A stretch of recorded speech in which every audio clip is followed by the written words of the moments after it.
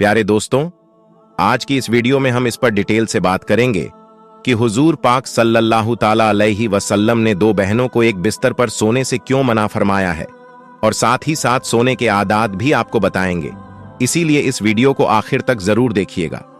दोस्तों, रसूल अल्लाह सल्लल्लाहु ताला अलैहि वसल्लम ने जिंदगी के हर मोड़ पर हमें सही रास्ता दिखाया है और एक कामयाब जिंदगी गुजारने का तरीका सिखाया है। यानी जिंदगी के हर मोड़ पर उन्होंने हमें सही और सीधा रास्ता दिखाया है। यहां तक कि नींद की हालत को भी नहीं भूला, वो नींद जिसमें इंसान तकरीबन अपनी 1/3 जिंदगी गुजार देता है। इस्लाम ने उसके बहुत से आदाब और सुन्नत बताए हैं। जो शख्स इस पर अमल करेगा उसे सुकून और इत्मीनान की नींद नसीब होगी, परेशानी, बेचैनी और बेख्वाबी से छुटकारा मिलेगा। सोने के आदाब में से एक अदब यह है कि जल्द से जल्द सोए और बगैर जरूरत के जागने से परहेज करें। हजरत अब्बू बरजा असलमी रजी अल्लाह ताला अन्हु से रिवायत है, हुजूरे पाक सल्लल्लाहु ताला अलैहि वसल्लम ईशा से पहले सोने को और ईशा के बाद बातचीत करने को न पसंद करते थे। सोने का दूसरा अदब यह है कि इंसान दाएं करवट पर सोए, क्योंकि नबी करीम सल्लल्लाहु ताला अलैहि वसल्लम दाएं करवट पर सोया करते थे और उनका हुक्म भी इरशाद फरमाया है।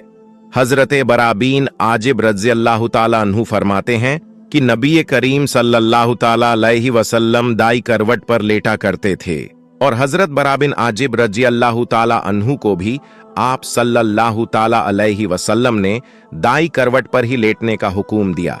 दाई करवट पर लेटना ही अफजल है, चाहे किबला की तरफ मुंह हो जाए या पेट या किबला दाएं हो या बाएं दाएं, करवट पर ही लेटना चाहिए, क्योंकि नबी करीम सल्लल्लाहु ताला अलैहि वसल्लम ने इसी का हुक्म फरमाया है। तीसरा अदब यह है कि इंसान लेटते वक्त दाएं हाथ को दाएं रुखसार के नीचे रख ले, यानी दाएं गाल के नीचे रख ले।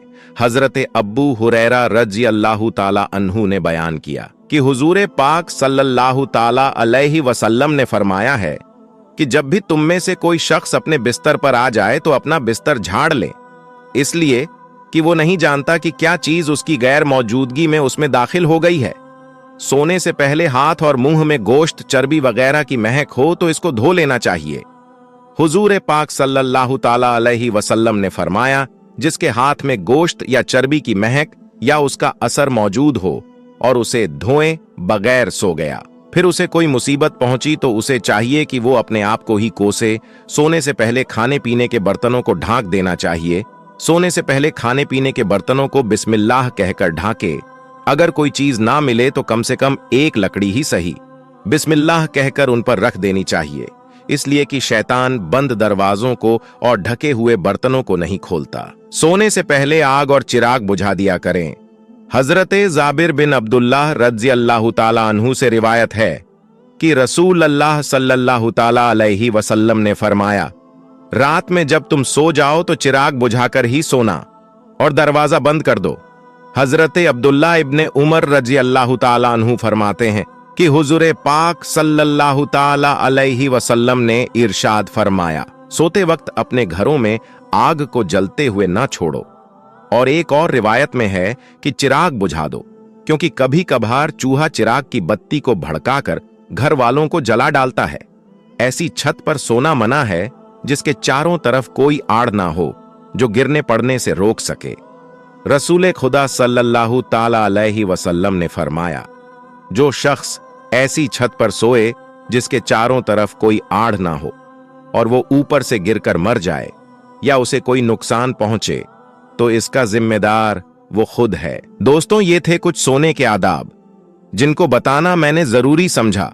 अब हम अपने टॉपिक की तरफ आते हैं, यानी कि हुजूर पाक सल्लल्लाहु ताला अलैहि वसल्लम ने दो भाइयों बहनों को एक बिस्तर पर सोने से क्यों मना फरमाया है। दोस्तों, इस्लाम बहुत ही साफ सुथरा और पाकीज़ा दिन है। इस्लाम जहां जाहिरी गंदगी से बचने की अपील करता है, उसके साथ साथ ऐसे इंतजाम भी इंसानों को देता है जिससे हर शख्स की रूहानी तरबियत भी होती है।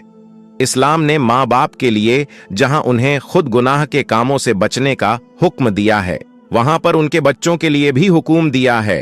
हजरत अब्दुल्ला बिन उमर रज़ियल्लाहु ताला अन्हु बयान करते हैं कि नबी करीम सल्लल्लाहु ताला अलैहि वसल्लम ने इरशाद फरमाया, जब तुम्हारे बच्चे 7 साल के हो जाएं तो उन्हें नमाज पढ़ने का हुक्म दें, और जब 10 साल के हो जाए तो उन्हें नमाज ना पढ़ने पर मारे और उनके बिस्तरों को जुदा जुदा और अलग अलग कर दें।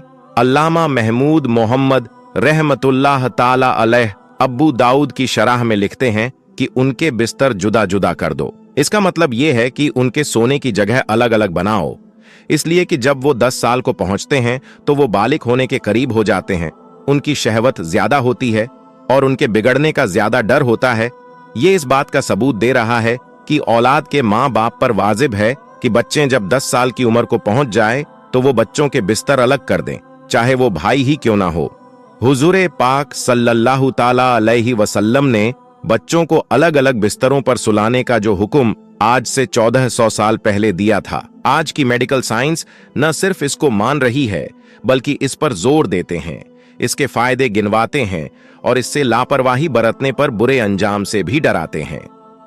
अमेरिका की एक रिपोर्ट के मुताबिक कहते हैं कि जरूरी है कि बच्चों को एक बिस्तर पर ना सोने दिया जाए, और बेहतर तो ये है कि इन्हें एक कमरे में भी ना सुलाया जाए, क्योंकि जो बच्चे लगातार एक बिस्तर पर सोते हैं उनके अंदर रगड़ और जिस्मानी मिलाप की बीमारी पैदा होती है और धीरे धीरे ये बच्चे झिंसी खेल खेलने लगते हैं। सोने वाले कमरे में माँ बाप के साथ साथ बच्चों का सोना भी किसी सूरत हिकमत खाली नहीं है, क्योंकि बच्चे देखने में सोए हुए नजर आते हैं लेकिन हकीकत में वो जागते होते हैं। 2-3 साल के बच्चों का भी आम तौर पर यही हाल होता है। ऐसे बच्चे जागते ही अपने माँ बाप को जिनसी मिलाप की हालत में देखकर डर जाते हैं और अक्सर उनका बुरा हाल होता है। कभी कभार ऐसा भी होता है कि गहरी अंधेरी रात भी उनकी आंखों पर पर्दा नहीं डाल सकती, इसलिए कि कुछ झिंसी हरकतों के होने के वजह से भी छोटे बच्चों की नींद उड़ जाती है और ये 9 उम्र बच्चों में जिनसी ख्वाहिशात उभरने लगते हैं और शुरू से ही उनकी आदतें भी बिगड़ने लगते हैं। और इन बिगड़ने वाली आदतों को हम बहुत ही आसानी के साथ बिस्तर अलग न करने की सूरत में जोड़ सकते हैं, जिसमें बच्चे माँ बाप के साथ एक कमरे में सोते हैं और उनकी हरकतों से मुतासिर होते हैं, जबकि शरीयत की तरफ से इस पर बहुत शक्ति की गई है। इसलिए माँ बाप को इस सिलसिले में बड़ी एहतियात और सख्त परहेज की जरूरत है।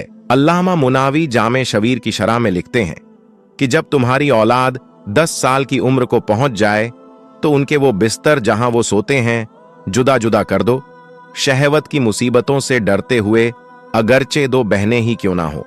इस तरह एक रिवायत में हुजूर पाक सल्लल्लाहु ताला अलैहि वसल्लम ने इरशाद फरमाया है कि मर्द मर्द की सतर यानी शर्मगाह के तरफ ना देखें और ना ही औरत औरत की सतर की तरफ देखें, और मर्द एक मर्द के साथ एक कपड़े में जमा ना हो और ना औरत औरत के साथ एक कपड़े में जमा हो। इस हदीस में भी ये हिकमत है कि मर्दों जन बुराई से बचे रहे और अपने आप को गुनाह से बचाए रखें, क्योंकि जब तन्हाई और एक ही बिस्तर में उन्हें सोने की जगह मिलती है तो शैतानियत का दरवाजा खुलने में देर नहीं लगता। इसलिए इस्लाम ने इस दरवाजे को बंद करने के लिए ये तालीम दी है कि 10 साल जो शौरी उम्र की शुरुआती होती है उससे ही पाबंदी कर दी जाए ताकि बुराई के रास्ते बंद हो जाए। इसलिए हमें इस बात की तरफ खास तौर पर ध्यान देने की जरूरत है और अपने बच्चों को इस्लामी तालीमात से जोड़ने के लिए पूरी मेहनत और कोशिश करनी चाहिए। और याद रखिए मेरे दोस्तों, अपने छोटे बच्चों को चाहे वो 10 साल का ही क्यों ना हो या 15 साल का ही क्यों ना हो, उनको मोबाइल ना दें।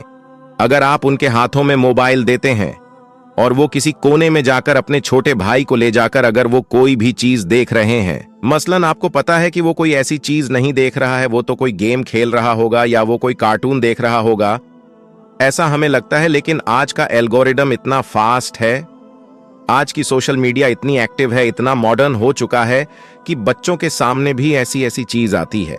तो इनको रोकने के लिए जो जरूरी चीज है वो आप सबसे पहले करें, उसके बाद ही बच्चों के हाथों में मोबाइल दे दें। और जरूरी है कि आप हर वक्त उस मोबाइल की हिस्ट्री को, उस मोबाइल के डेटा को आप जरूर चेक किया करें। तो माँ बाप की ये जिम्मेदारी बनती है कि अपने बच्चों की देखभाल करें, अपने बच्चों पर नजर रखें। तो मेरे दोस्तों, हम उम्मीद करते हैं कि आज की हमारी ये वीडियो आपको पसंद आई होगी। वीडियो अगर पसंद आई हो तो लाइक और शेयर कीजिएगा, और वीडियो समझ में आई या नहीं ये भी आप हमें कमेंट बॉक्स में जरूर बताइएगा, ताकि आगे हम आपको और आसानी से समझा सके। तो मिलेंगे इंशाअल्लाह ताला अगली वीडियो में। तब तक के लिए आप अपना और अपनों का बहुत ज्यादा ख्याल रखिए।